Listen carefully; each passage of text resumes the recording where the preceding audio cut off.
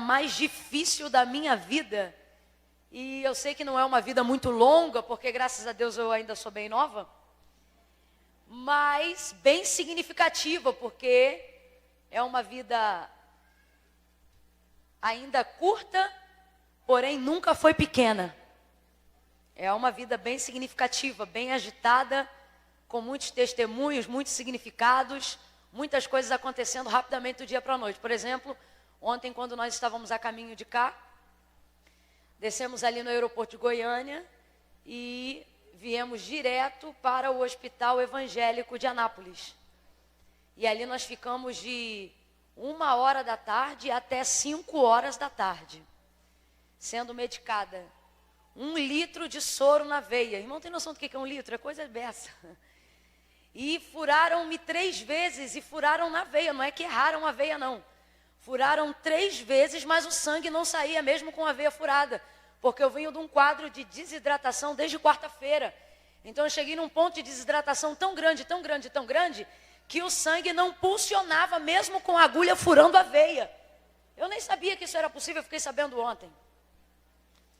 E mais 3 medicações intravenosas para que a gente conseguisse estar aqui ontem à noite, conforme combinado. Para glória de Deus, pela misericórdia do Senhor, a despeito de tudo isso que passamos, aqui nós estivemos, porque o Senhor é aquele que dá graça ao seu povo.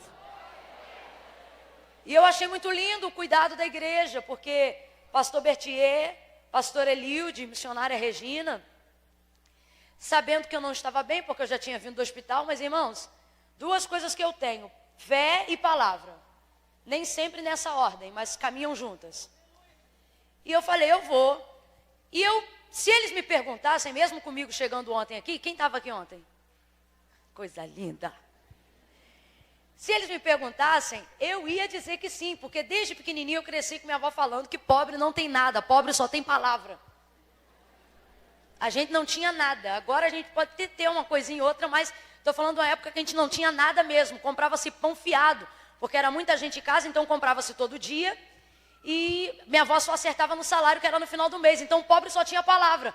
O cara que perdesse na venda a palavra no sacolão, ele ficava sem nada. A família passava fome, porque você comprava tudo no caderno para pagar no final do mês. Então eu cresci com a minha avó dizendo que pobre não tinha nada. Pobre só tinha palavra. E se perdesse a palavra, ele estava arrebentado. Aí eu cresci, conheci o Evangelho e vi Salomão dizer a mesma coisa.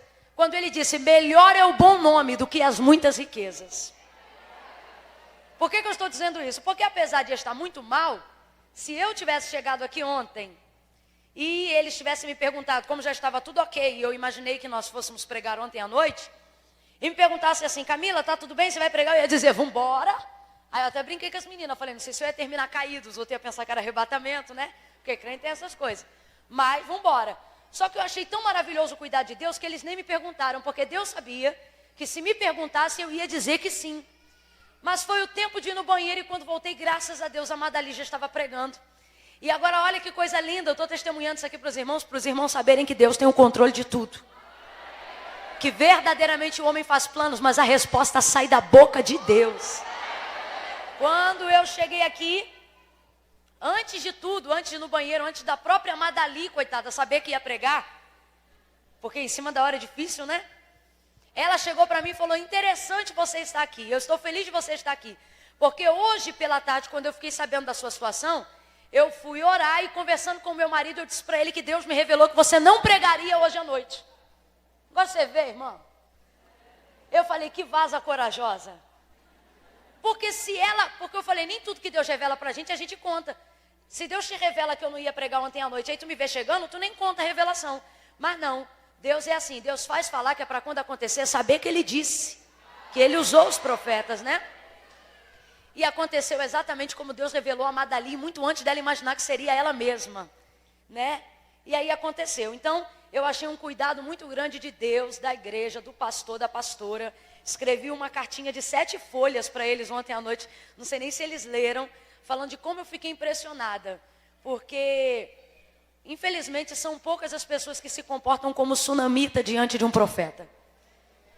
As pessoas, eu falo sunamita porque a sunamita diante do profeta Eliseu, ela não via ele como um profeta, ela via ele como um homem. Ele era santo, mas antes de ser santo, ela dizia, ele é homem. Eu quero dizer o seguinte, a sunamita, quando convidou o profeta Eliseu para entrar em sua casa, ela não queria vê-lo no exercício da qualidade de profeta. Ela não chamou ele para a casa dela para orar, ela não chamou ele na casa dela para pregar. Gente, eu estou falando com um homem que, falando a grosso modo, tem a chave do céu. Eliseu é o tipo de pessoa que, se ele falar chove, vai chover. Se ele falar abre a porta, vai abrir. Mas ela não chamou ele para ficar na sua casa baseado em nenhum dos comportamentos do exercício profético de Eliseu. Pelo contrário, as pessoas olhavam ele e viam um profeta. Ela olhava ele e via um homem que precisava ir no banheiro. Está entendendo o que eu quero dizer? Ela conseguia ver as necessidades dele como ser humano à frente do seu comportamento como profeta. E foi o que eu provei hoje aqui, ontem à noite aqui.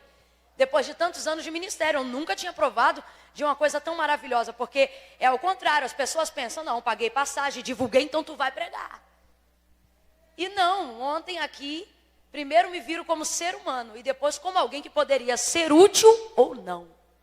E eu queria de verdade contar esse testemunho e agradecer essa igreja por isso. Eu mandei uma mensagem para o meu esposo ontem e eu falei, você nunca mais esqueça dessa igreja. Porque vocês me marcaram de uma maneira tremenda. Viu? E aí, voltando a Mateus 14, quando foi nessa madrugada, Deus me deu a revelação da quarta mensagem de Mateus 14. Porque Ele me deu na pele e na prática. Irmãs, eu tenho 31 anos. Se vocês contarem para alguém, eu vou arrebentar vocês. Aí você diz, irmã Camila, mas você está tão nova. Mas é porque ainda tem gente com fé que acha que eu estou na casa dos 20. Então não rouba a fé dos irmãos. Deixa os irmãos crer. Mas em todo esse período, nunca, irmãos, nunca, eu passei uma madrugada que me fez pensar no vale da sombra da morte, como eu passei essa madrugada. Eu tive um comportamento que o meu corpo perdeu o controle. Eu tremia tanto, eu comecei a ter espasmos. E comecei a pré-convulsionar. E eu não conseguia parar. E a minha companheira de oração, a Andréia, eu não conseguia chamar ela, eu não conseguia pedir socorro. Mas ela com sono muito leve, já dormindo, preocupada pela maneira que me viu, acordou por causa do movimento. O lençol de hotel faz um barulho muito grande. Toda vez que você se mexe, é um tipo de algodão diferente, os bons, né? E vendo que eu não parava, acendeu a luz, levantou e me viu naquele estado. E eu imediatamente ligou para a Silmara e para a Simone. A Silmara e a Simone são pessoas que eu tenho, eu quero a felicidade delas como eu quero das minhas irmãs. Elas são muito mais do que os olhos podem ver. Tanto que quando eu cheguei já passando mal no aeroporto, eu não sabia se era elas, que eu não tinha me lembrado que era essa mesma festa do ano passado. E aí eu falei até para a André que está comigo, eu falei, vai ali naquelas duas louras e pergunta se elas estão esperando Camila Barros. E se elas não estiverem, manda dizer que eu estou aqui assim mesmo. Porque eu não me lembrava que era aqui essa igreja, mas a gente criou um relacionamento. E eu já falei, vou colar com elas, agora. Mas era eu mesmo e era elas mesmo. Enfim, então ela ligou para elas e essas meninas foram lá, 3:30 da manhã. Irmãos, eu perdi o controle do meu corpo, eu não parava. Naquela hora eu vi que eu estava entrando no vale da sombra da morte. Porque eu perdi o controle do meu corpo, eu perdi a pressão, eu me arrepiava, a febre interna, a minha língua querendo enrolar, a minha boca seca, meu olho querendo virar e eu clamando o sangue de Jesus em pensamento. E eu não queria ir de jeito nenhum para o hospital, pode me chamar de maluca, mas eu senti que eu não tinha que ir. Contudo, eu disse para elas, manda elas virem aqui, porque eu pensei, se de tudo eu desmaiar qualquer coisa, o carro já está aqui para me levar.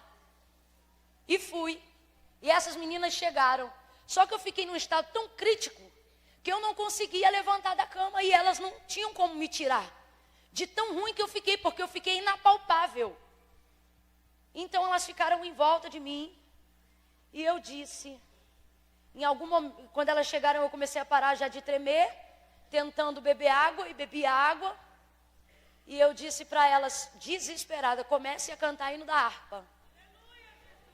E cante baixo, porque eu não quero ninguém vindo aqui para interromper. Falei, cante baixinho. E elas começaram a cantar. Começaram a cantar. E a Silmara, muito ligada, falou, vamos cantar hino de sangue. E começou a cantar. A Andréia começou, Cristo cura sim. Cristo cura sim.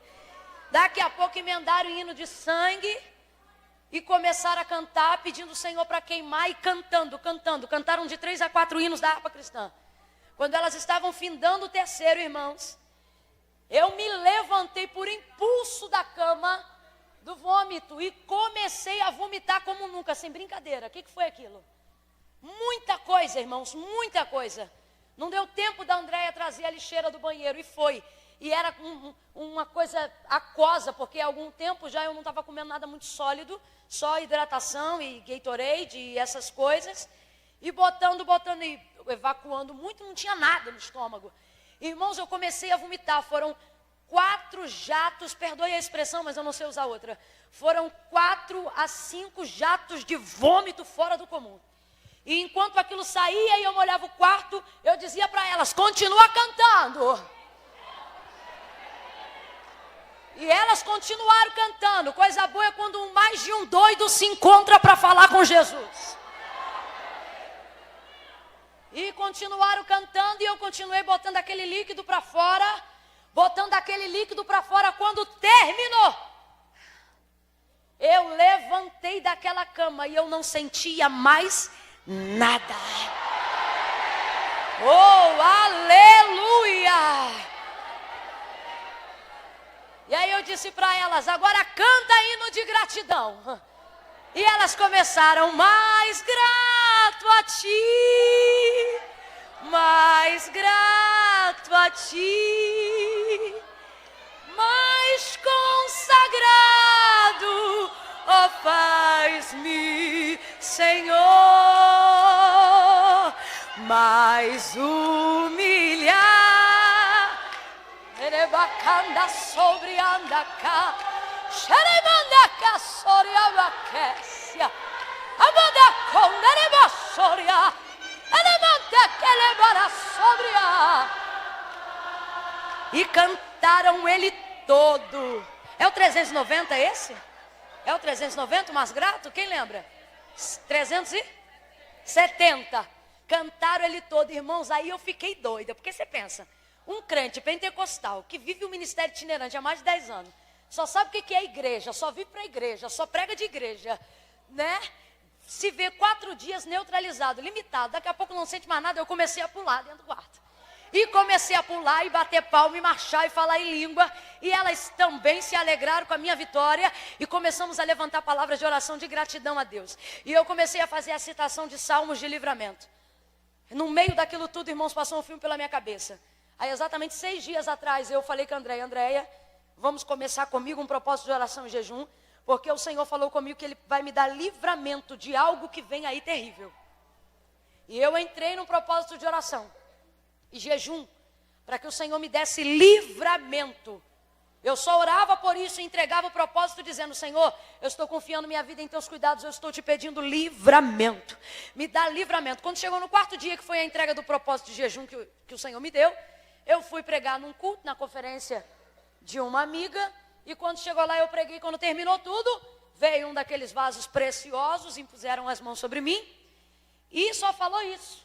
Falou, eu vi, eu recebi, eu estou cuidando. E te digo que grande foi o teu livramento, porque eu já dei. E entregou o livramento. Naquela hora eu entendi, Deus recebeu o meu propósito de jejum em prol de livramento pela minha vida. Ontem eu cheguei aqui, foi essa situação toda que eu estou contando para vocês. Mas nada se compara ao que eu passei nessa madrugada.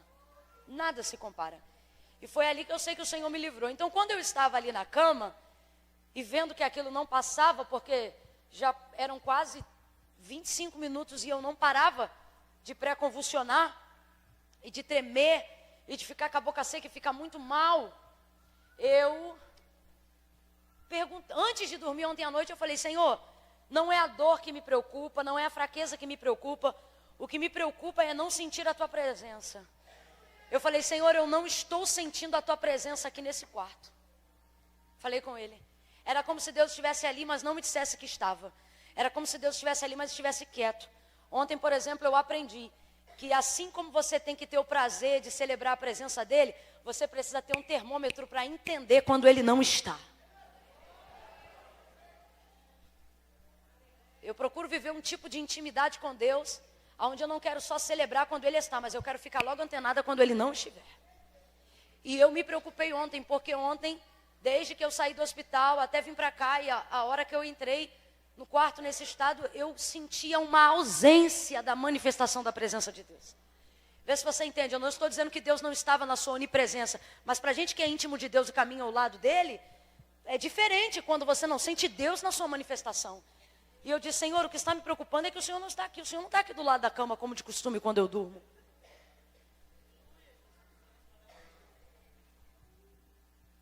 E aí, fui com essa preocupação. Quando eu comecei a passar mal de madrugada, eu disse, Senhor, o Senhor não está aqui, quando é que o Senhor vai chegar? Eu estou te esperando.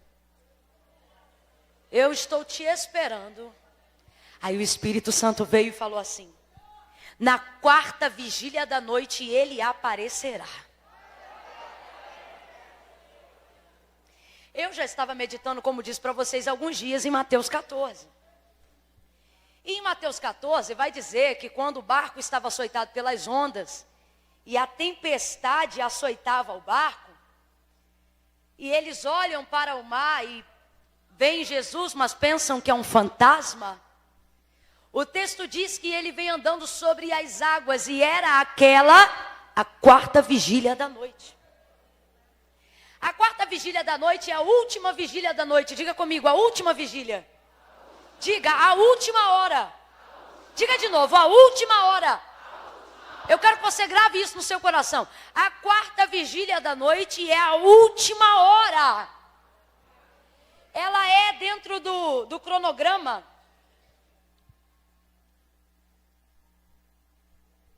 A última vigília de 3 da madrugada às 6 da manhã. Eu comecei a passar mal às 3. Aí a Bíblia vai dizer que eles estavam chegando, Jesus estava chegando pelo meado da 4ª vigília. O Espírito Santo falou comigo quando eu pensei que já não tinha mais jeito. Ele vai aparecer na 4ª vigília. Quando elas começaram a cantar, e eu comecei a melhorar e coloquei para fora tudo aquilo que já contei a vocês. Logo que eu fiquei bem, a primeira pergunta que eu fiz a Andréia foi, Andréia, me diga que hora é essa agora? E ela disse 4h10. Eu falei, é a 4ª vigília da noite.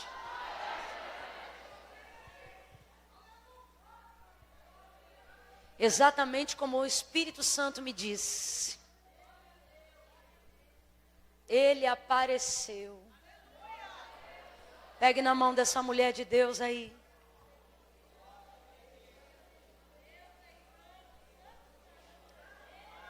Diga para essa pessoa, nem que seja, na última vigília da noite. Aperta a mão dela com mais firmeza e diga, Ele aparecerá. Quem acredita nisso?